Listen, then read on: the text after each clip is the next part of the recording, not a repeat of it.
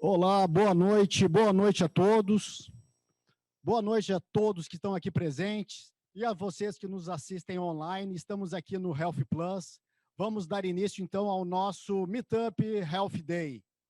Estamos aqui na Health Plus Innovation Center, um centro de inovação localizado no Tecnopuc. O Tecnopuc é um parque científico e tecnológico eleito 3 vezes o melhor parque do Brasil.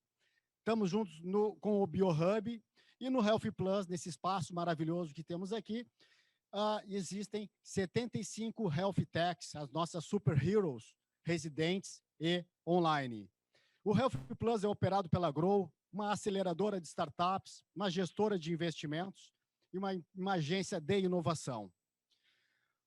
Bom, antes de darmos o início, chamarmos aqui para o palco, né, é importante que a gente fale que estamos iniciando aqui no Health Plus uma nova jornada onde envolve a criação de vários vetores. Eu não poderia deixar de mencionar, né, o nosso querido Geraldo Aguiar, do Ernesto Dornelles, do Centro de Inovação e Tecnologia, que nos acompanha nesse processo todo, a incansável Noelle, que tem organizado essa agenda, e nós aqui, na retaguarda de todo esse trabalho, nós estamos criando novos vetores para a saúde dentro do Hub, ou seja, trazendo esses vetores principais do paciente, trazendo sempre o paciente para o centro.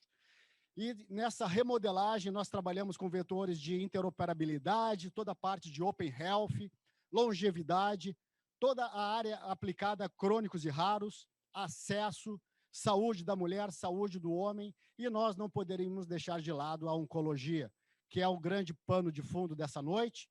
Estamos ancorados nesse tema envolvendo a jornada do diagnóstico. Nós iniciamos, então, o nosso primeiro Health Day com um oferecimento do Hospital Ernesto Dornelles e o próprio Centro de Inovação e Tecnologia, o CITES. A jornada do diagnóstico, tendo como pano de fundo a oncologia, é uma jornada diferente, né? Uma jornada que envolve pacientes de um lado, profissionais da saúde do outro. Estávamos tendo um pequeno problema aqui na entrada do Dr. Alexei, remoto. Vamos ver se ele consegue ainda nos acompanhar. O Dr. Alexei é um médico, professor, tem nos dado muitas aulas aqui em cima de todo um tema relacionado à saúde com a Educare. É um empreendedor, né? Então, o Dr. Alexei, se nos escuta, seja muito bem-vindo ao nosso Meetup Health Day. Não poderíamos deixar de lado o paciente, né, nessa jornada do diagnóstico. Estamos aqui com a Flávia Maoli, né, do Instituto Camaleão. Flávia, por favor, venha conosco aqui. Seja bem-vinda ao nosso palco. Pode sentar. A Flávia, né, tem toda uma experiência de vida para falar da oncologia, ela como paciente. E nós temos, de outro lado, né, venho para cá, doutor Mário Schor, né,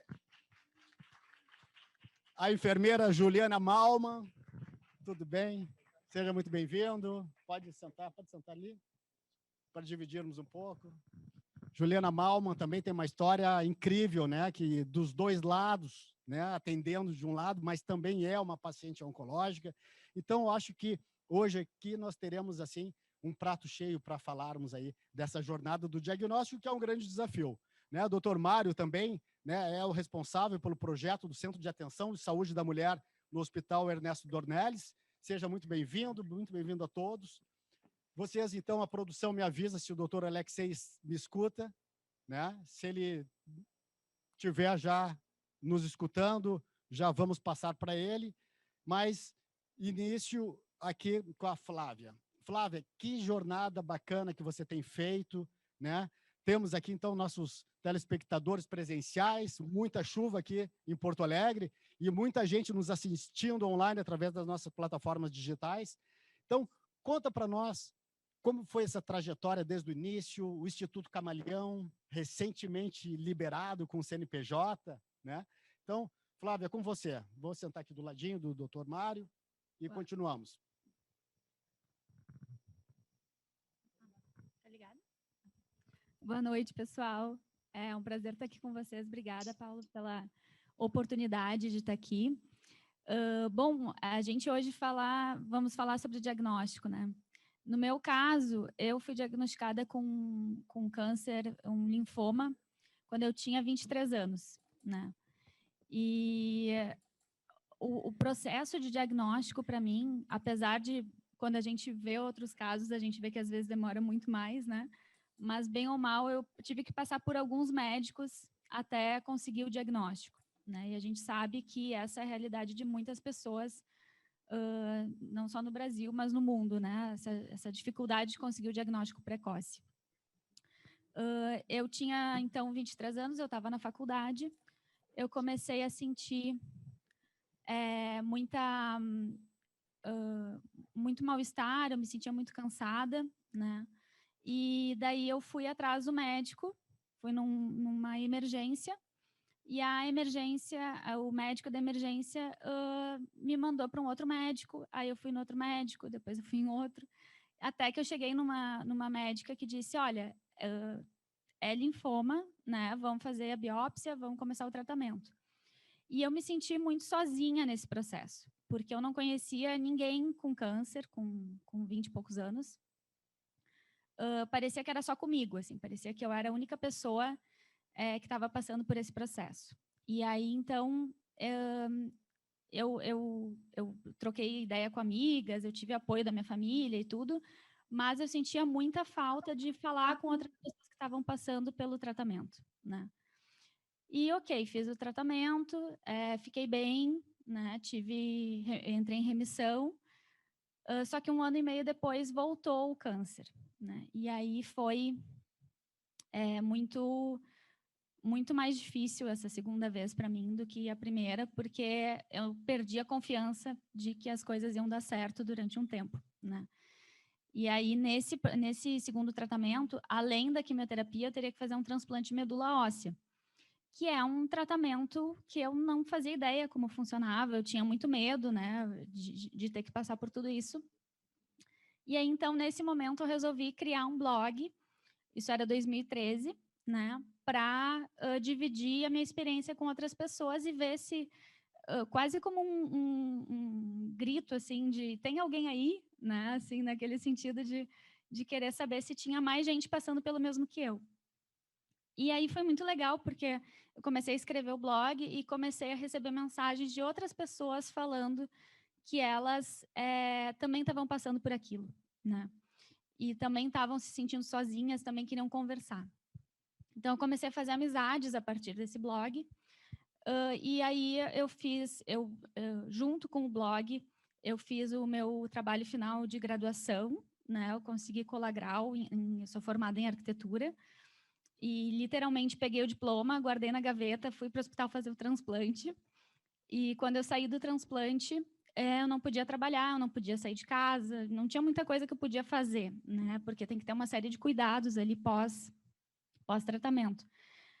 Mas eu podia escrever, né? Isso era uma coisa que estava liberado. Então, eu comecei a escrever o blog com mais continuidade, assim, com mais frequência. E aí, nisso, isso foi outubro de 2013, em dezembro eu recebi uma mensagem de um rapaz aqui de Porto Alegre, o Leon, que estava recém-formado em psicologia. E o Leon me disse assim, Flávia, eu tô com uma ideia, eu tive uma ideia vendo o teu blog, eu queria trocar contigo. E aí ele me disse assim, por que a gente não faz o blog vir do virtual pro físico, né? Então, a gente fazer um evento, um encontro de pacientes, onde as pessoas possam experimentar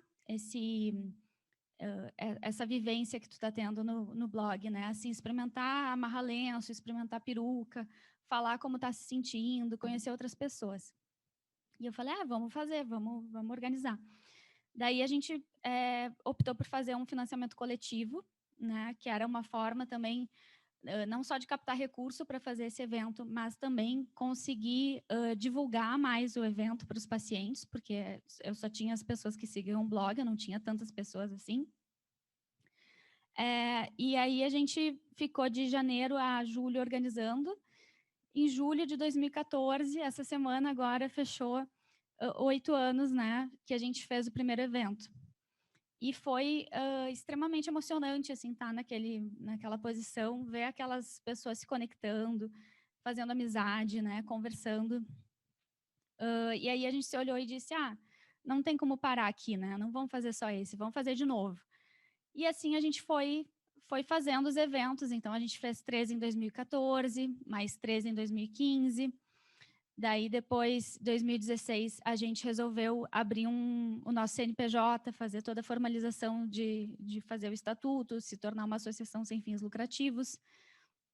Aí a gente fez, então, a nossa formalização em 2016. Em 2017, a gente achou que era hora de ter um espaço físico, né? Assim, de ter um lugar para atender as pessoas diariamente. Porque o que a gente pensou foi o seguinte, com uma intervenção de 4 horas a gente consegue um resultado desses, imagina se a gente tiver um espaço que a gente possa atender as pessoas com maior frequência, né? E aí, a gente fez um novo financiamento coletivo para conseguir a verba que a gente precisava. E aí, então, a gente abriu a Casa Camaleão em março de 2018, né? E foi um espaço que no começo parecia grande, assim, parecia uma casa grande, e foi ficando pequenininho de tanto amor, tanta gente que foi chegando lá para participar com a gente, né? Então, os voluntários começaram a aparecer dizendo, eu posso fazer um grupo terapêutico, eu posso dar aula de yoga, eu posso fazer aula de tricô. E aí a gente foi montando as atividades que a gente oferecia para os pacientes. Isso foi 2018. Daí, em 2019, a gente manteve as atividades na casa e a gente criou mais 2 projetos, que a gente tem muito carinho, que é o Programa Adapta, que é um projeto para pessoas com mutilação facial devido ao câncer, que é uma realidade extremamente difícil que essas pessoas passam. E o Kit com Carinho, que é um kit para as pacientes, para as mulheres e pessoas, enfim, que vão passar pela cirurgia do câncer de mama, né? Então, o kit também traz um apoio ali nesse momento que a gente sabe que é tão complicado, tão peculiar. E aí, então, a gente foi mantendo as atividades até que em março de 2020, né, todos nós fomos surpreendidos com a pandemia e a gente parou as atividades na casa por uma questão de segurança dos pacientes e da equipe, a gente não tinha como manter os atendimentos presenciais e a gente resolveu migrar, então, os atendimentos para o virtual. E começou um desafio, assim, porque ninguém sabia o que fazer, como fazer o virtual, mas acabou se tornando uma grande oportunidade para a gente, porque daí a gente começou a ter pacientes de outros lugares do Brasil que muitas vezes não tinham acesso a uma organização perto da sua casa, né, para participar, e puderam começar a participar conosco. Então, hoje a gente tem pacientes de diversos lugares do Brasil, né, do Rio Grande do Sul, também, que estão conosco online, né? E aí, então, a gente está ainda com os atendimentos virtuais, agora a gente quer voltar a fazer também os atendimentos presenciais, então a gente está com um novo financiamento coletivo para fazer esses atendimentos, né? E trazer esse acolhimento também presencial, que a gente sabe que o olho no olho faz muita falta, né? Que é muito, muito importante estar conectado. Já só de estar conectado na internet já é uma ajuda, mas a gente sabe que essa conexão de estar presente, de estar junto, de estar ao vivo, faz diferença também, né? E em relação à questão do diagnóstico, assim, que a gente acompanha muito no Camaleão, é que as pessoas, às vezes, têm dificuldade, a jornada inteira é uma jornada árdua, né? No sentido de a pessoa não sabe que pode estar com câncer, né? Não sabe os sintomas, não sabe reconhecer um câncer. Às vezes ela chega num serviço que não está preparado para falar sobre câncer, não, os profissionais da assistência básica às vezes não têm o treinamento para reconhecer, né? E toda a questão de acesso, assim, então é realmente um desafio que a gente tem por aí para tentar reduzir o tempo do diagnóstico, né? Conseguir diagnóstico mais precoce, porque a gente sabe que quanto antes a gente descobrir o câncer, maiores as chances de cura e melhor o prognóstico desse paciente, né? É isso aí, Flávia, que história, hein? Uma super jornada. Bom, estamos aqui no Health Plus, no Health Day, no nosso primeiro meetup de uma série de novos vetores que estamos implementando aqui. Hoje o nosso pano de fundo é a oncologia, a jornada, então, do diagnóstico. Tivemos aqui agora a Flávia, né? A Flávia do Instituto Camaleão contando toda a história dela, né? Toda essa jornada cheia de atritos, né? E hoje temos também online o doutor Alexei. Doutor Alexei, nos escuta agora? Escuto perfeitamente. Vocês me ouvem? Sim, muito bem, muito obrigado. Seja bem-vindo, muito bem-vindo aqui, doutor Alexei, médico, professor, empreendedor, né? Está conosco na Educare, fazendo uma série de treinamentos e capacitações e também no Camaleões. Apresente-se, por favor, doutor Alexei. Bom, uma boa noite a todos. Desculpa aí o início um pouco atrapalhado com os problemas técnicos. A Noelle estava me dando toda uma assistência aqui. Então, queria parabenizar a Grow, ao Health Plus, a todo o pessoal envolvido na parte técnica por me ajudar aí a poder fazer esse evento. Eu, nesse momento, estou em Vancouver, estou enfrentando a onda de calor. Aqui em Vancouver está mais ou menos 32 graus, numa cidade que não tem capacidade para lidar com calor, então as pessoas estão correndo desesperadamente para comprar ar-condicionado. E o planeta mudou. Eu acho que eu digo dessa mudança do planeta porque faz muito sentido todos os eventos que a gente faz no Health Plus, né, de centralizar o paciente e de acompanhar e não negar, principalmente, que nós estamos num mundo em transformação.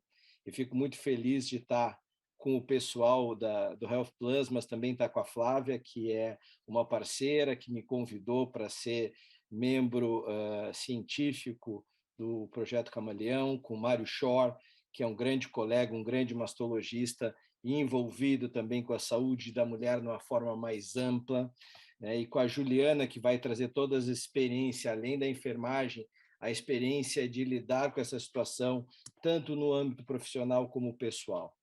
Então, é muito, muito importante que a gente consiga, dentro desses processos, tentar buscar o que é verdadeiramente o papel do profissional de saúde.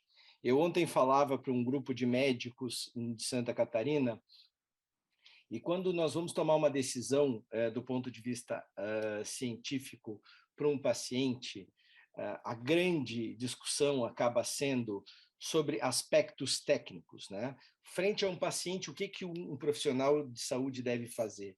Deve fazer sempre o melhor. Só que o melhor tem pelo menos 3 âmbitos que nós podemos discutir do melhor. O melhor arsenal terapêutico, isto é, a melhor terapia disponível naquele momento, isso nós devemos saber. E, felizmente, no Rio Grande do Sul e nas escolas de saúde que eu frequento, tanto de medicina, como de enfermagem, quanto de farmácia, como de psicologia, nós temos um polo realmente de uma parte técnica extremamente robusta, que está sempre se atualizando e buscando o melhor tecnicamente. Só que essa é uma esfera do nosso trabalho. Existe uma outra esfera do nosso trabalho, que é observar os desejos do paciente, aquilo que o paciente entende, aquilo que o paciente absorve daquela situação. Porque nós somos os tradutores de uma linguagem científica, muitas vezes dura e rígida, mas que vai ter que ser amalgamada, vai ter que ser interpretada e talvez, numa palavra mais precisa, traduzida para o paciente.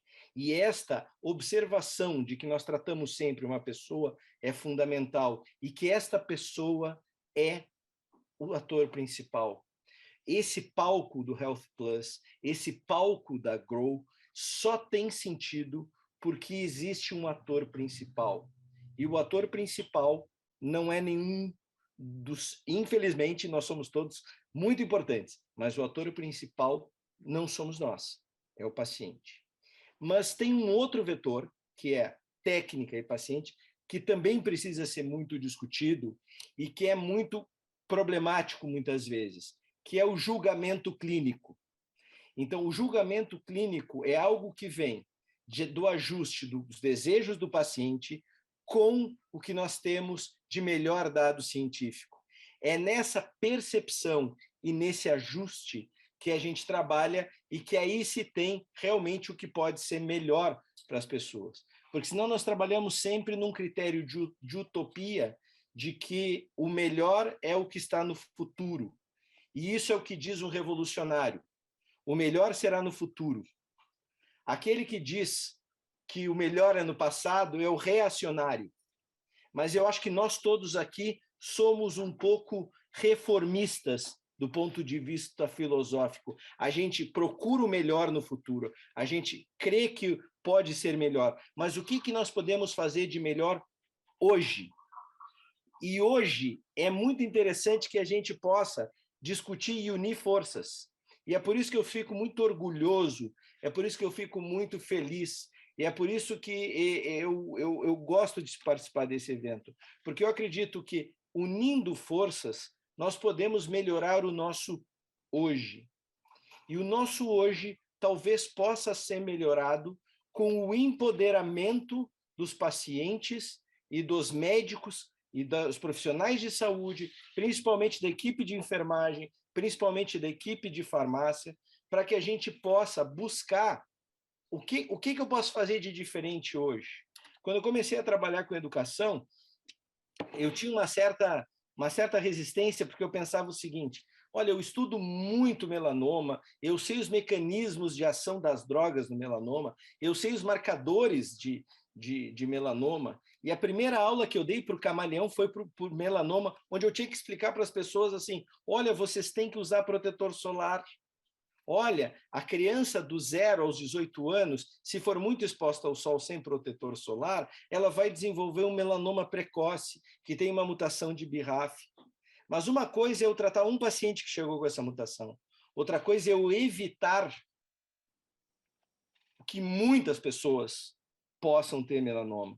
Então, eu acredito que esse trabalho de prevenção, esse trabalho de diagnóstico precoce, esse trabalho de orientação, de que se nós não temos acesso para todo mundo, vamos usar formas racionais de acesso, porque aí nós talvez tenhamos um acesso melhor, porque eu estou num país que tem um acesso melhor do que o nosso, mas que não é um acesso maravilhoso, mas que discute acesso todo dia.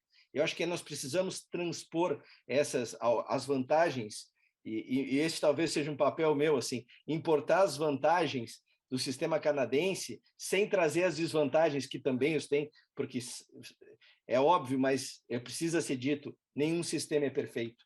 Mas eu acho que esse tipo de evento é um evento muito importante, porque nós vamos buscar, dentro do público, do Ernesto Dornelles, dentro do público que nos assiste, dentro do público da PUC e dentro do público que pode ser multiplicador, o que se pode fazer em termos de prevenção, de diagnóstico precoce, de centralização do paciente e de empoderamento. A Flávia falou algo extremamente delicado e verdadeiro e que a gente não comenta. Quando a Flávia fez o diagnóstico, a Flávia se sentiu só. E nós não podemos deixar a Flávia e que os pacientes sintam-se sós. Esse é um dos objetivos. E a forma de não deixar esses pacientes sós é quando nós podemos verdadeiramente buscar um acolhimento dessas pessoas, um entendimento que passa por aceitação, que passa por enfrentamento, mas que passa basicamente por uma sensação de que eu não vou estar só nessa jornada. Então, talvez o nosso papel no frigir dos ovos seja empoderar as pessoas, sim, tanto os profissionais de saúde, quanto os pacientes, quanto os cuidadores dos pacientes, mas deixando essa jornada mais suave e menos solitária. Eu queria começar minha fala dizendo isso.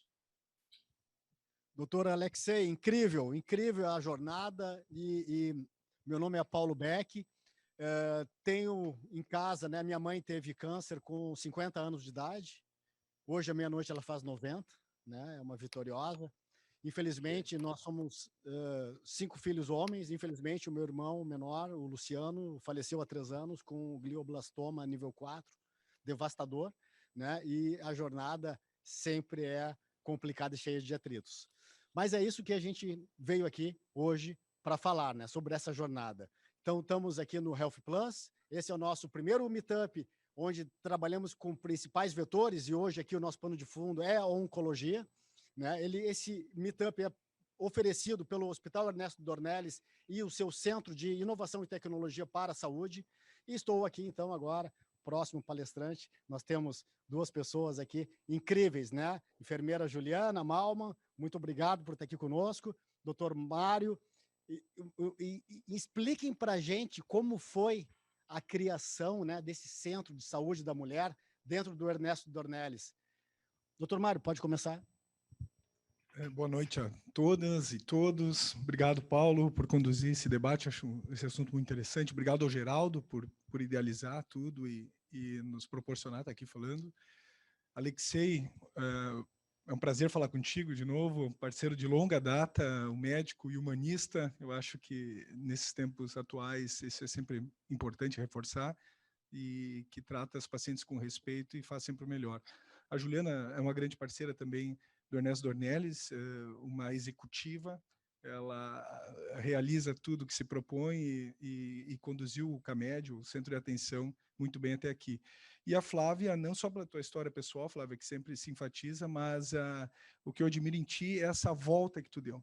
Usar a dor da solidão, a dor do desamparo, que é o que eu quero falar, que é uma palavra que eu acho que atravessa todas essas facetas, e transformar isso nessa potência que é o camaleão, que cada vez cresce mais e acolhe as pessoas que tu passa para as pessoas um acolhimento, uma coisa que talvez tu não tenha tido, e tu consegue oferecer isso, transformou a tua dor, transformou a tua solidão e teu desamparo numa coisa construtiva e que faz com que as pessoas enfrentem melhor ou enfrentem de uma forma mais suave o que tu também já passou.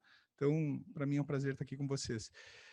O que eu queria falar mesmo, Alexei, pegando o gancho de todos vocês já, é que a palavra desamparo, eu acho que ela atravessa todas essas faces. Por exemplo, a jornada da Flávia como paciente, essa solidão, também atravessa a questão do diagnóstico e dessa tradução, como bem falou o Alexei, dessa suavização, digamos assim, dessa ciência dura que é a medicina, e transformar isso numa coisa palatável, numa coisa digerível para as pessoas, para que elas enfrentem essa jornada tão dura, que é não só o diagnóstico, mas o tratamento e depois a vida, que continua, né? E até esse medo, esse fantasma aí se dissipando. Desamparo é essa palavra, na minha opinião. As pessoas que fazem o diagnóstico, que procuram o serviço, a primeira coisa que elas se sentem após a doença ser diagnosticada ou a suspeita da doença, só o fato de ter a presença da palavra câncer, fica completamente desamparado. E qual é a função de todos nós? Do que a Flávia estava falando, o que a Juliana vai falar, o que o Alexei já comentou, é sobre o papel de todos nós, os agentes de saúde, pessoas que estão próximas a essas mulheres, ou as pessoas em geral, é amparar. O objetivo de todos nós é amparar. A Flávia quer amparar quem recebe um diagnóstico e se sente só. Amparar trazendo companhia, trazendo esperança, trazendo pessoas, trazendo os iguais, né, Flávia? A Juliana, como uma executiva que toca à frente o serviço e organiza o serviço, trazer o amparo do atendimento rápido, do atendimento ágil. Nós, como médicos, o amparo com essa tradução, trazendo o diagnóstico da doença e a condução do caso, a condução dos tratamentos de uma forma suave, de uma forma acolhedora. Mas tudo isso a gente está falando em amparar alguém desamparado. Eu trago, assim, do ponto de vista médico, acho que o Alexei falou de uma forma irretocável, assim, é mais ou menos o que eu penso, mas essa coisa do humanizado não de uma forma mais grosseira da palavra ou diminuindo a importância da palavra, mas trazer o que o melhor do ser humano pode trazer para o outro num momento tão difícil. Mas eu queria falar também um pouco essa questão do centro de atendimento e tal, como que a estrutura de atendimento médico, as estruturas hospitalares podem amparar os pacientes. Esse amparo também ele pode ser pela agilidade no tratamento, agilidade na condução, porque, como a Flávia falou, a pessoa conhece vários médicos durante esse percurso. Não só médicos, vários profissionais de saúde, enfermeiros, técnicos de enfermagem, vários lugares que a pessoa tem que frequentar para fazer exames, técnicos de radiologia, radiologistas, fazer ressonância magnética, mamografia.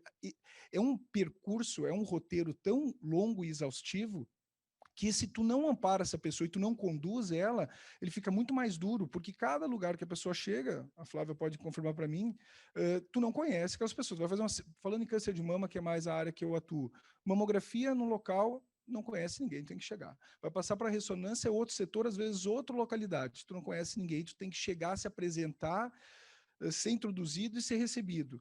Exames de sangue, mesma coisa, vai para um outro laboratório, se tu vai buscar o resultado da biópsia, é outro lugar. Se tu ficar sozinho e o médico, por exemplo, o atendimento é centrado no médico, que é uma coisa histórica, e eu vejo como uma coisa, vendo a palavra reacionário que o Alexei citou, é uma coisa que eu acho que tem que ser deixada no passado, é o médico escrevendo num receituário, faça tal exame e volta aqui. Faça tal tratamento, volta aqui. Esse aqui é a tua medicação, vai na farmácia. Onde? Não sei, procura uma farmácia. Te indico tais lugares. Daí o paciente tem que ir lá, fazer por conta, achar e voltar no médico, que é o centro da atenção. Isso está ficando para trás e eu acho que tem que ficar para trás. E a ideia agora, nesse pensamento de amparo, é o paciente ser o centro das atenções. E toda a estrutura hospitalar, claro, o médico que está atendendo ele, mas todo mundo que atende, porque todos atendem o paciente, é colocá-lo no centro e o paciente ser conduzido por nós delicadamente, ser acolhido em cada lugar que ela tiver que frequentar, fazendo exames de sangue ou o que seja, e o tratamento, ser conduzido como se fosse pela mão. Não literalmente pela mão, mas, por exemplo, os serviços entrar em contato com outro para agendamento ágil. A pessoa ser recebida lá, ser esperada lá. Quando ela chegar em determinado lugar, as pessoas já estão esperando, não, sabemos quem é a senhora, o que a senhora veio fazer aqui, por favor, venha. E esse processo de todo esse roteiro duro que se faz de diagnóstico e de exames e tratamentos duros e acompanhamento depois de consultas, sempre ser bem recebido, saber quem é a pessoa, ela ter o horário para chegar, e ser bem conduzida, tu vai tornando isso que é tão duro mais suave. E esse processo de preocupação e colocar o paciente no centro das atenções, para mim, é uma das formas que nós, profissionais de saúde e estruturas hospitalares e de saúde, é o que nós podemos oferecer como um amparo, um acolhimento de alguém que está passando por esse momento duro. Então, mais do que o médico ou qualquer outro profissional ser um humanista e atender com carinho, com respeito e fazendo o melhor pela pessoa, é as instituições fazerem isso. A parte dura do tratamento, os prédios onde as pessoas fazem as máquinas, onde as pessoas são introduzidas, que elas sejam também, esse ambiente seja um ambiente mais suave. E assim tudo vai passando de uma forma menos desamparada, digamos assim. Obrigado, doutor Mário Shor. Excelente, né, o questionamento e a fala, né, do doutor Alexei complementada aqui. Para quem nos assiste online, chegou agora, estamos aqui no Health Plus Innovation Center. Muito obrigado a vocês que estão aqui presentes também. Nós, então, estamos falando, ancorado por um plano de fundo que é a oncologia, e falando sobre o grande tema, né, que é justamente a jornada do diagnóstico. Tivemos aqui o Dr. Alexei fazendo todos os seus comentários diretamente de Vancouver, Dr. Mário aqui do Ernesto Dornelles. Falamos com a Flávia, né, uma paciente que contou toda a sua história, para quem chegou tarde, perdeu um pouquinho. E agora eu gostaria de escutar a enfermeira, né, Juliana Malman, executiva do Hospital Ernesto Dornelles, super responsável ali pela todo esse centro de saúde criado ali para esse cuidado, e ao mesmo tempo que você cuida, você também é uma paciente. Conta para nós essa história e principalmente esses dois lados que você acaba vivendo ali, né, do outro lado do balcão também. Exatamente. Boa noite a todos, então. Pareço jovem, tá? Mas já estou há 13 anos no Ernesto Dornelles. Eu acho que mais ou menos a mesma época aí que o Dr. Mário chegou lá no hospital, né? Por aí. E faço a coordenação, né? Sou enfermeira coordenadora de unidades ambulatoriais, né? Então, eu tanto estou no diagnóstico quanto no tratamento, né, dos pacientes oncológicos. Já há bastante tempo nessa função.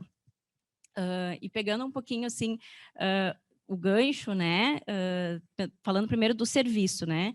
Eu fiquei pensando para vir aqui nesse evento para a gente discutir sobre o Centro de Atenção à Saúde da Mulher do Hospital Ernesto Dornelles. E eu fico pensando assim, mas como é que a gente chegou até aqui, né, Mário? Como que a gente criou? Porque há 13, 14 anos atrás, chegaste no hospital e era um consultório na oncologia, né? Não sei se tu lembra. Era um consultório na oncologia, um serviço tímido, né? Então, assim, criando o serviço de mastologia no Hospital Ernesto Dornelles. E ali a gente foi juntando pessoas, né? Eu acho que o mais importante para a gente poder dar todo esse atendimento para o paciente, né? Nada substitui o fator humano, né? Então, a gente ter equipes que entendem o valor do serviço, né?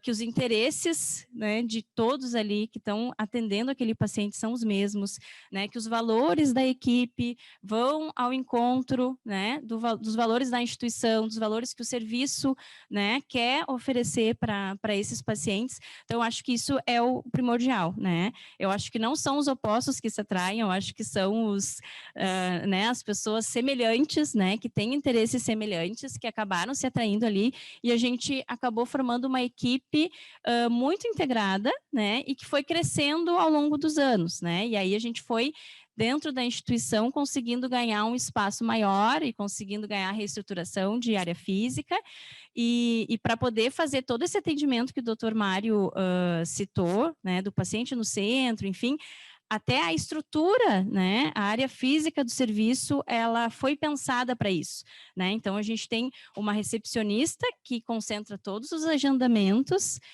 fica no centro de todos os consultórios, né? Então, o paciente, ele sai do consultório, muitas vezes com uma péssima notícia, né, com uma má notícia, e ela está ali, né, com um sorriso no rosto, com tempo, né? Então, a gente pensou em tudo assim para ela poder organizar a vida desse paciente, né? O que o paciente precisa fazer de exame, ela mesma faz o agendamento. O paciente teve um diagnóstico, né, de uma neoplasia de mama, então muitas vezes o paciente já sai dali, já desce no segundo andar, já passa por uma consulta com o oncologista, né, da equipe.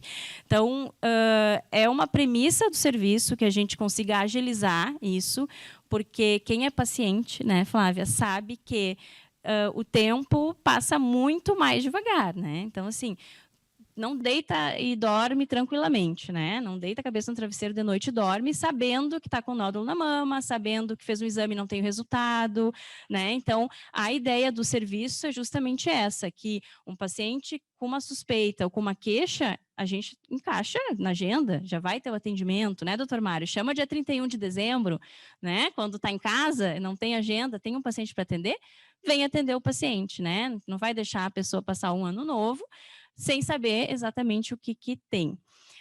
Então, eu acho que a gente conseguiu criar isso, e aí eu fiquei pensando, mas como que a gente, né, conseguiu organizar isso? Como é que aconteceu? E aí eu lembro que isso aconteceu porque a gente começou, a gente teve muito apoio da instituição, mas também foi muito uma questão pessoal de algumas pessoas ali da equipe, né, nós, mais alguns médicos e enfermeiros, que acabamos organizando eventos de Outubro Rosa, né? Isso há muitos anos atrás. Então, a gente começou com o evento de Outubro Rosa, né? E o que a gente pode fazer no Outubro Rosa para oferecer algo a mais para os pacientes? Porque todo mundo sabe que o Outubro é rosa, que tem que fazer exames, né? Tem campanhas na mídia, em todos os hospitais, e palestra, e lacinho rosa, né? Então, assim, tem um apelo já cultural instituído da questão do Outubro Rosa, de fazer mamografias, né? Acima de 40 anos, enfim. E aí a gente pensando assim, mas o que será que a gente poderia, né, enquanto serviço, enquanto instituição, uma instituição privada, né, o que a gente poderia oferecer para as pessoas, né, o que a gente poderia entregar? E aí surgiu a ideia, então, não, vamos fazer parcerias, né, com o serviço de imagem da instituição, que é o CID, com o Instituto, né, com a patologia, e vamos, de repente, fazer uma campanha e anunciar nas mídias, né? Quem não tem plano de saúde, né, não realizou os exames no último ano, tem mais de 40 anos ou tem alguma queixa, o que vai fazer? Tal dia de outubro, venha no Hospital Ernesto Dornelles, que será atendido. E aí, o que aconteceu? A gente não imaginou que ia ter tantas pessoas iam procurar, né? Umas 7 horas da manhã já tinha uma fila que dobrava o quarteirão. E aí a gente começou a ficar preocupado. E aí por quê? Porque nós tínhamos 150 exames para doar, né? E já devia ter umas 300 pessoas na fila, mais ou menos. E aí a gente começou a ficar um pouco preocupado, né, doutor Mário? O que a gente ia fazer? Porque as pessoas não estavam preocupadas. Porque a gente ia dar um jeito, né? Então, assim, as pessoas chegaram às 3 da manhã, às 4 da manhã, com cadeirinha, né? Ficaram ali, e aí a gente ia fazer o quê às 8 horas da manhã? Ia mandar as pessoas embora? Não, então assumimos a responsabilidade de que não, todo mundo vai ser atendido. E aí, na nossa instituição, a gente tem uma proximidade muito grande com a direção, né, com a alta direção, e aí a gente levou essa notícia, então, para o diretor administrativo. Olha, nós temos 2 notícias. Uma, o evento está um sucesso, tá? Deu tudo certo, olha, muita procura. E a segunda é que a gente vai doar muito mais exames do que a gente, né, estávamos prevendo. E ele, não, né, super coração também, não vamos mandar ninguém embora, assumimos, né, este custo e vamos atender todo mundo. E assim, né, a gente iniciou o Outubro Rosa, e assim a gente foi fazendo todos os anos, e assim a gente foi cada vez mais melhorando, organizando o serviço, com essa ideia de agilidade, de todo, né, do paciente ter acesso, de mandar um WhatsApp para o serviço, né, do nosso WhatsApp, do Centro de Saúde da Mulher, do CAMED, ser um contato amigo no celular, né, dos pacientes. E assim a gente foi, né, foi crescendo, foi incorporando fisioterapia, né, então o paciente consegue fazer o diagnóstico, faz a cirurgia no hospital, volta, né, faz as sessões de fisioterapia, curativos com a enfermagem, né, e se precisa de tratamento complementar, quimioterapia, radioterapia, então a gente tem tudo hoje na instituição para oferecer e faz esse direcionamento, né, junto ao paciente e à família. Então, eu acho que isso é uma ideia que hoje a gente tem nessa linha de cuidado da mama, né, e da saúde da mulher, da ginecologia também, que a gente agregou esse serviço, né, no núcleo, mas a ideia é que todos os outros serviços do hospital que a gente tenha, consiga ter esse conceito, né, para o paciente não ter que se preocupar com isso, porque a pessoa está com diagnóstico, né, que ela não sabe o desfecho, né, a gente não tem como precisar, né, exatamente o que vai acontecer, o paciente tem medo, então, assim, se ele não precisar se preocupar com burocracias, né, enfim, a procurar um lugar para fazer exame, ter que agendar, enfim, então, a gente pensa que isso, né, ajuda muito os pacientes, né. E como paciente, eu cheguei aqui, estávamos conversando nos bastidores, né, Paulo, que eu disse que eu sou uma péssima paciente, né, por quê?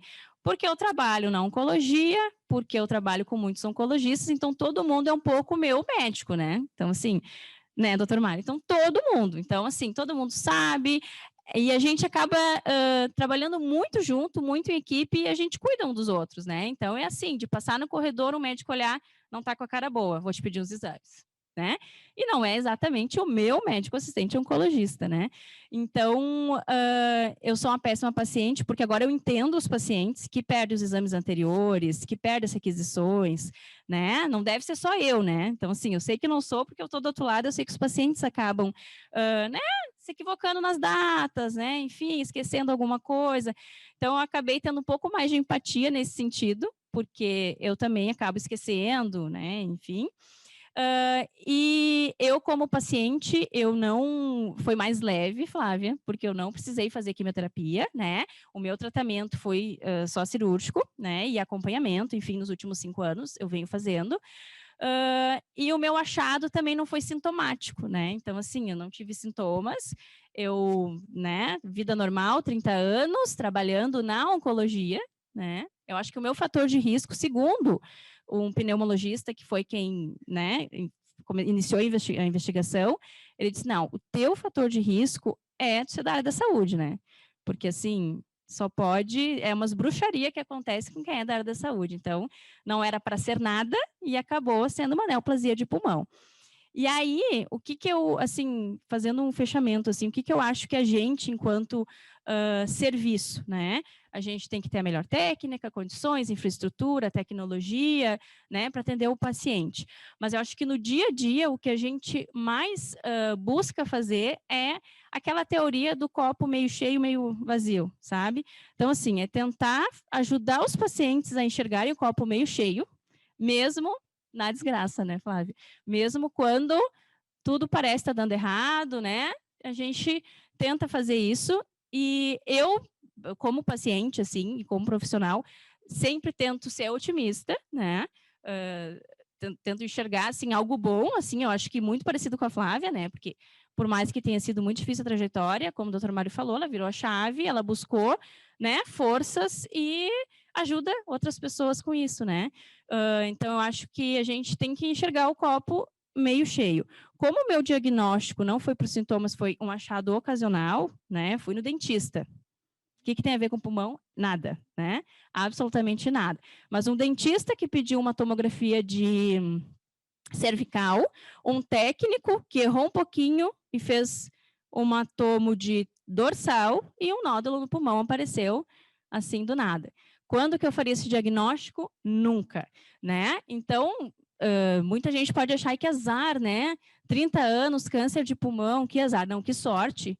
Sorte a minha que passei por essas pessoas que pediram o exame, que erraram o exame, né? E que eu consegui fazer o diagnóstico, então, precoce, né? E hoje está aqui falando com vocês, né? Porque senão, provavelmente, eu não estaria, né? Ou, enfim, a gente não tem como saber. Juliana, é incrível, incrível toda essa jornada, né? Todo esse histórico. E é isso, para isso que serve esse meetup, né? Para a gente fazer interações. Dr. Mário já quer fazer uma interação aqui. Estamos com o Dr. Alexei com uma mão levantada. Você é o primeiro. Perguntas ou alguma interação aqui com o que a Juliana falou? Obrigado, Paulo. Obrigado. Eu achei que não sabia se essa mão ia ficar muito visível aí para vocês. Eu preciso fazer uma declaração de conflito de interesses. Eu não estava antes, por motivos óbvios, você sabe, eu não estava junto, nem fiz essa conversa antes do evento, mas parece, com a minha fala, vai parecer que a gente fez uma conversa e que é um jogo uma jogada ensaiada, assim. Porque eu fico muito feliz de ver que as pessoas têm pensamentos que são muito congruentes, são muito em consonância com o que eu penso, com o que eu vou me manifestar agora. O Mário Chora é cirurgião, né? Cirurgião, mastologista, então precisão e assertividade são valores que ele precisa ter no dia a dia dele. E acho que quando ele usa a palavra desamparo, eu vou também me apropriar um pouquinho da palavra desamparo para tentar fazer uma amálgama com a história que eu conheço da Flávia e com um pouco que agora eu conheci da Juliana. Vamos supor que no dia do evento do Hospital Ernesto Dornelles, doando 150 exames de mama para as pacientes, nós tivéssemos 300 pacientes que foram à campanha. A campanha seria um sucesso. Mas a Juliana, como enfermeira, administradora, o Mário, como médico, como parte científica dessa promoção de saúde, ele podia dizer assim, não, olha só, a gente fez a nossa parte, a gente trata, a gente está num centro de referência, nós falamos com os nossos apoiadores, nós conseguimos 150 exames. Então, assim, nós não temos uma obrigação contratual de fazer todos os exames. Mas, ao invés disso, olhando que o programa foi um sucesso, eles ampararam essas pessoas. Eles podiam ter ido até o administrador, ao diretor, e o diretor disse, olha, vai ficar muito fora do meu budget, do meu orçamento, não vou conseguir fazer. Mas eles foram até lá. Eu acho que o amparo trata um pouco disso.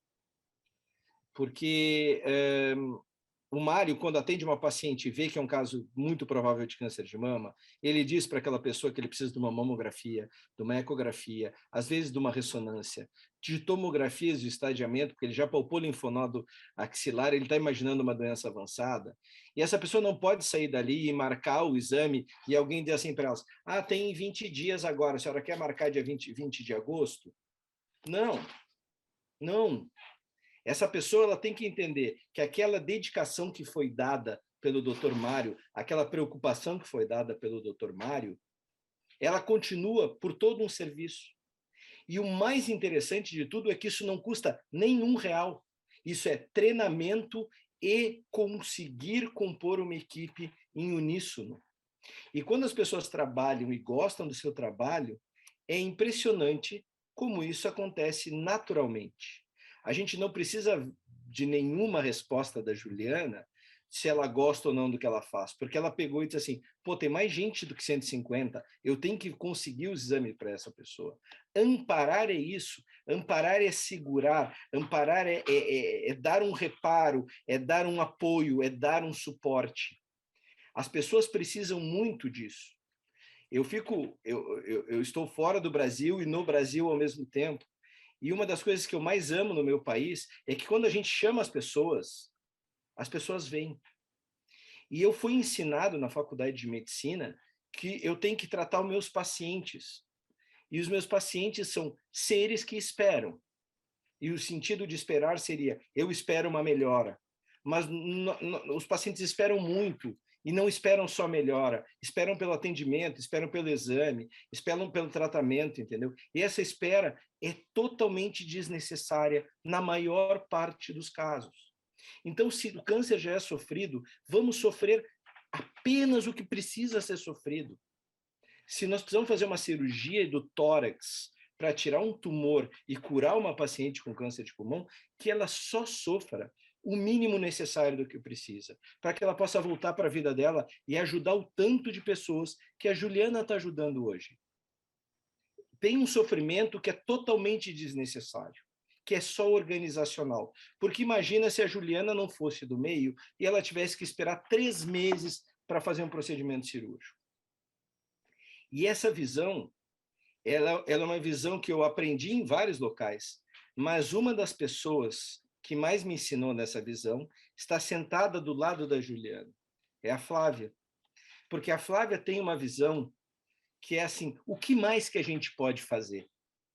E essa visão é uma visão de todo o projeto Camaleão, da Juliana, do Geraldo, de todas as outras pessoas. Eu não vou citar todo mundo, porque certamente eu vou esquecer, mas assim, de todas as pessoas que têm um carinho que às vezes eu acho até demasiado, porque assim, eu me sinto ajudando tão pouco, né? Eu podia ajudar mais, mas assim, o que eu ganho delas, talvez a minha desproporção de sentimento seja porque eu ganho isso, essa inquietude do que mais a gente pode fazer. O que mais a gente pode fazer para que a pessoa que esteja com diagnóstico de câncer ou no tratamento do câncer se sinta amparada. E se o Mário me permitir, eu gostaria de não subtrair, mas assim, ser mais um parceiro no uso tão apropriado, né, do verbo desamparar, né? Então, porque eu acho que é isso que a gente sabe, nada é tão sofisticado quanto a simplicidade e nada é tão tecnológico quanto o ser humano, entendeu? Então, em algum grau, eu não sei se para mim aqui eu saí de imagem, mas se vocês estão me ouvindo, eu queria, né, que captar não só o fato de que a Juliana conseguiu fazer os exames para todo mundo, mas eu tenho certeza que a Juliana e o Mário têm uma equipe que está empenhada para isso, que cada setor administrativo, quando chega um paciente, ele olha para aquele paciente como um paciente que precisa do exame. E é isso que a gente precisa fazer. A gente vive num cenário que a gente tenta ser assim, não, igualdade, todos são iguais. Então, todos os exames são para daqui a 20 dias, 30 dias. E eu gostaria de mudar um pouco isso. Eu gostaria que a gente vivesse num cenário de equidade. Tem exames que precisam ser feitos amanhã e tem exames que podem ser feitos em 40 dias. E no meio a gente vai fazendo os outros. Mas a visão de quem... Eu acho que consegue se explicar para alguém que é um exame de rotina, que hoje nós vamos encaixar um exame de urgência, porque esse exame vai determinar uma cirurgia. E o seu exame não é menos importante, mas dentro de uma prioridade de finitude, ele pode ser feito na semana que vem.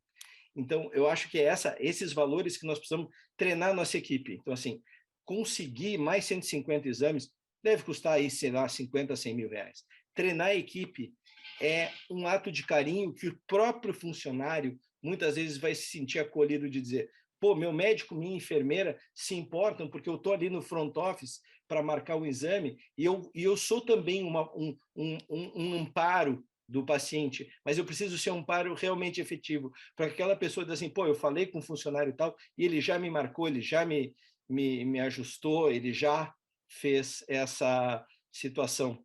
Porque talvez tudo isso que aconteceu com a Juliana, de uma tomo que foi errada, uma tomo que o campo foi um pouquinho a mais, para alguém poderia configurar coincidência. Eu não acredito em coincidência. Eu acredito que, às vezes, as pessoas acabam se encontrando e sabe-se lá por que modificam algumas formas de atendimento, mas assim, é tratar desigualmente os desiguais. Então, em algum grau, acho que se a gente transmite isso para as pessoas, não é botar o onco na prioridade de tudo, mas aquelas pacientes que realmente são identificadas como prioridade, elas possam ter um caminho mais suavizado. E aí, talvez os instrumentos digitais sejam fundamentais para que pessoas sensíveis possam ler, mas que tenham sistemas que digam, olha, essa pessoa aqui é um provável câncer de mama avançado que nós vamos ter que agilizar todo o processo. Essa outra pessoa aqui talvez é um código verde, que é um exame que pode ser marcado conforme rotina. É isso aí, doutor Alexei, falaste muito bem. Todos os desafios que a gente vê na jornada do diagnóstico, né, e comentaste bastante que envolve também processos, né, a tecnologia com os diagnósticos e com exames e pessoas.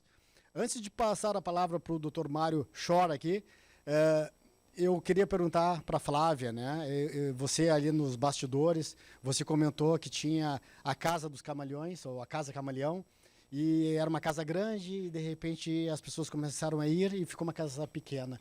E hoje virou um instituto, né? Comenta para nós como foi essa transformação, né? Já que o próprio nome diz, é Camaleão. Sim. Bom, a gente começou chamando Projeto Camaleão, né? E realmente era um projeto, era uma vontade de fazer algo.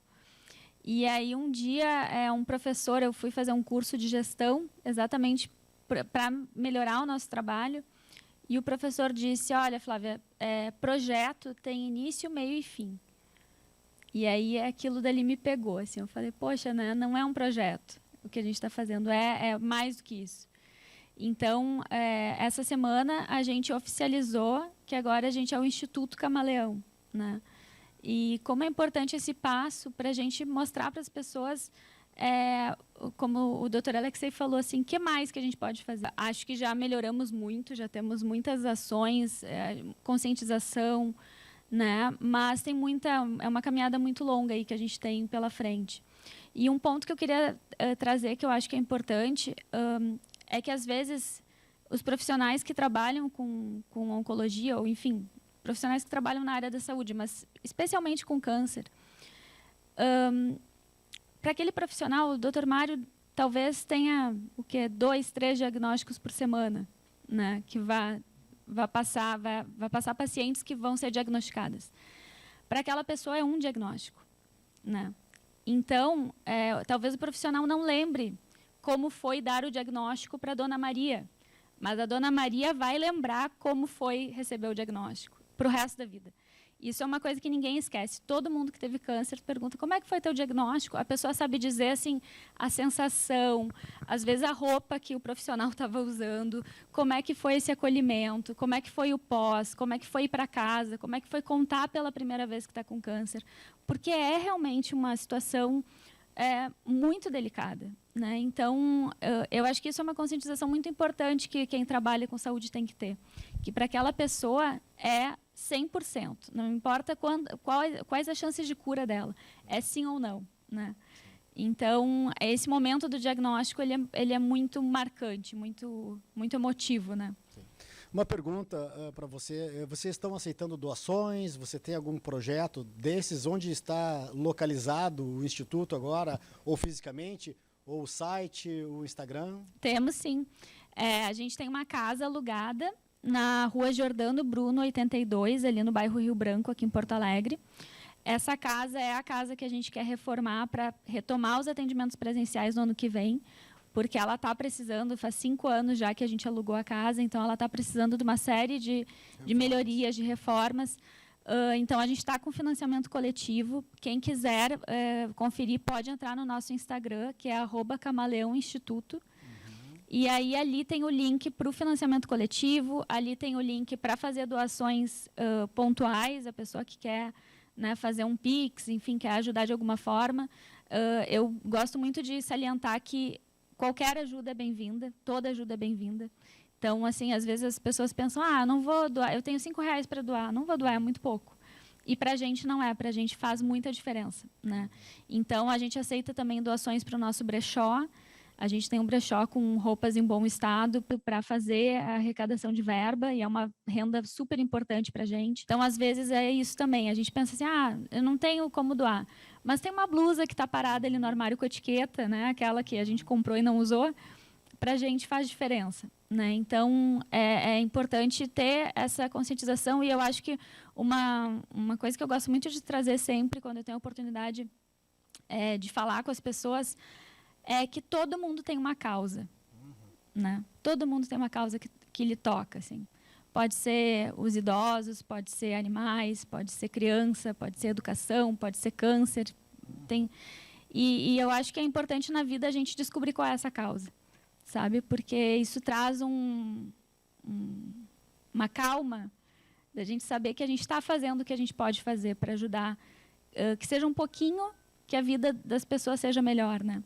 Significa que, para os que estão aqui presentes, os que nos assistem online também, se tiverem roupas para fazer doação, aquele blazer que você não usa, aquela calça que você tem lá no armário e nunca usa, como que faz? Vai direto na Jordano Bruno? Na verdade, a gente está pedindo para as pessoas entrarem em contato pelo Instagram, que é o @Camaleão Instituto, tudo junto. Porque, como a casa não está em condições de atendimento, a gente está abrindo só 2 vezes por semana. Então, a gente não está com o horário normal que a gente fazia pré-pandemia, né? A gente espera que até março do ano que vem a gente esteja com a casa funcionando o dia inteiro e as atividades, enfim, que a gente consiga fazer essa reforma que a gente precisa. Legal. Obrigado. Dr. Mário Schor, que rica nossa conversa hoje, né? Ou seja, quando a gente fala das pessoas, não é só o paciente, sempre teve no centro, né? Mas é o paciente, e os bastidores, né? Eu acho que a Juliana foi muito feliz aí de contar essa história, né? Do tipo, a gente vai atender, vamos atender, né? A doutora Alexei reforçou isso. Como você vê o centro de atenção à saúde nessa jornada de atender cada vez melhor o paciente? Ouvindo vocês falar, assim, para mim vai me dando vontade de intervir, porque é uma conversa que só agregando e vendo pontos de vista bem diferentes e complementares, assim, é interessante como as coisas vão como a gente tem um pensamento consonante, assim, digamos assim, e como, na verdade, o que tu pensa, os outros também estão pensando, às vezes é um movimento, é uma onda que tu acha que é um pensamento teu individual e não é, tá no grupo, tá no ar, e tu começa a falar com as pessoas e tu sente que aquilo é uma coisa comum e que está todo mundo pensando nisso ao mesmo tempo. Isso me interessa, sabe? Em relação ao Alexei, não tem jogada ensaiada, né, Alexei? Até faz algum tempo que o Alexei e eu não conversamos pessoalmente. Para mim é uma satisfação saber que nós continuamos, Alexei, próximos, né? E com uma visão da medicina e de mundo bem próxima. Eu conheço o Alexei há muitos anos e sempre fomos muito parceiros e tu continua muito parecido, não mudou muito, Alexei, por bem, eu acho. Obrigado pelas palavras. E pegando o gancho do Alexei, que ele falou assim, essa coisa do paciente no centro da atenção e a questão de organizar o serviço em função do paciente não ter custos, eu acho isso fundamental falar. Porque realmente a Juliana pode falar até melhor que eu em relação aos custos do que é organizar um serviço e colocar a agilidade e esse cuidado do paciente, o quanto isso não envolve, sim, esforço, envolve dedicação, mas não envolve dinheiro necessariamente. E eu vou mais longe, Alexei. Acho que às vezes economiza dinheiro. Porque por exemplo, exames que demoram e tal, muitas vezes têm que ser repetidos.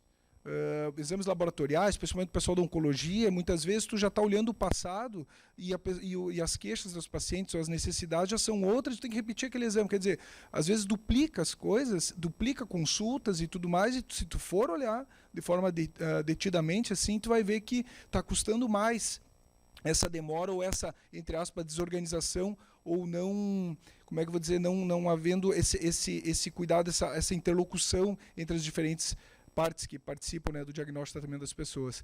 Então, acho que a gente, além de não gastar mais, a gente economiza o dinheiro, além de fazer um bem muito maior e amparar muito mais as pessoas. Eu acho que a Juliana falou uma coisa, para mim, sensacional. O tempo muda para quem está no processo de esperar o diagnóstico. Eu acho que aqueles dias de espera, às vezes o diagnóstico do câncer de mama, eu pelo menos vejo algumas pessoas assim, vocês podem me ajudar, gurias, às vezes o diagnóstico do câncer de mama, eu falo mais da mama e tal, ele é um alívio. Ele chega a ser um alívio perto da ansiedade, da dor de esperar o diagnóstico. Então, pelo menos, assim, tá, então agora eu já sei. Eu já sei, então vamos adiante. O tempo passado de uma forma muito mais lenta e muito mais dolorosa, eu acho que essa coisa da agilidade e de colocar o paciente no centro e fazer tudo possível para as equipes de saúde, para que entreguem um diagnóstico mais rápido e um tratamento mais rápido e voltar à vida normal mais rápido, porque aquele período que está passando tão lentamente para as pessoas e tão doloroso, que ele passe logo. E eu acho que a agilização não é sair correndo e nem fazer as coisas de forma sodada. Tudo tem seu tempo e tal. Mas demonstrar interesse em resolver logo e pegar na mão o paciente, eu acho que tu faz esse tempo tão vagaroso e doloroso passar mais rápido. Tu livra a pessoa daquele período difícil mais rapidamente. E em relação a Flávio Camaleão, eu peço para as pessoas, Flávio, pedi também, que assim, é uma casa aberta, inclusiva. A Flávia atende pessoas a Flávio Leon, o Bruno também, né, Flávio, que idealizaram a Casa Camaleão. A ideia é que as pessoas sejam acolhidas e que de portas abertas. A Flávia, a nossa parceira, num desses Outubros Rosas que nós fizemos lá do Ernesto, ela e a equipe dela nos ajudaram muito, atendeu pacientes, pediu mamografia, teve de tudo um pouco lá. Para conseguir dar conta dessa demanda que foi maior e tal. E sabe que, ouvindo a Juliana falar, e o teu comentário sobre, o comentário do Alexei sobre amparar e atender as pessoas, nem passou pela nossa cabeça, né? Não atender, né, Juliana? Tipo, agora é um problema da direção, o pessoal vai se virar e nós vamos dar conta de atender todas as pessoas. Mas o que eu queria, o último ponto, e daí passar a palavra, é em relação à conscientização. A Juliana tocou num ponto bem interessante também, que nós estamos numa outra etapa, acho. A etapa da conscientização, quanto ao diagnóstico precoce do câncer de mama, quanto à importância disso, para a cura e tudo mais, isso já está bem difundido. O Brasil talvez tenha um papel de liderança mundial hoje sobre essa conscientização sobre o câncer de mama do Outubro Rosa. Mas a nossa ideia lá no centro e tal, e que eu acho que tem que ser difundida tanto para o sistema público quanto privado, é o passo adiante. Tipo, eu estou consciente, eu sou mulher, homem também, estou consciente sobre o câncer de mama, sei, diagnóstico precoce é a cura. Tá, e agora?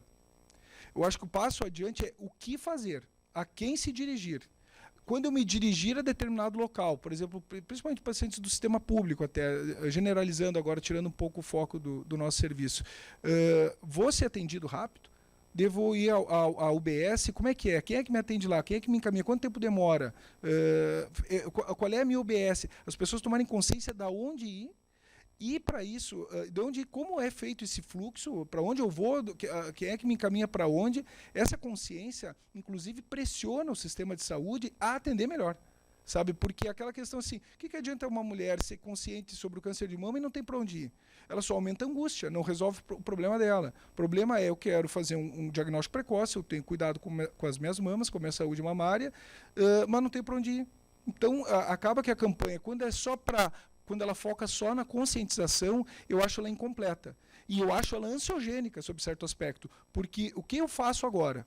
E essa conscientização, nós tentamos dar o exemplo. Dar o exemplo é a parte mais difícil, porque daí tem que se dedicar verdadeiramente. As pessoas enxergam isso e vão atrás. A nossa ideia foi de, tipo assim, você que está preocupada com câncer de mama agora no Outubro Rosa, se conscientizou, vem aqui. Aqui se atende, aqui se encaminha, entenda que existe um lugar assim e generalizando, que outros lugares também existam e que as pessoas possam ter um fácil acesso, fácil diagnóstico, fácil tratamento e sofra o mínimo possível, como disse o Alexei.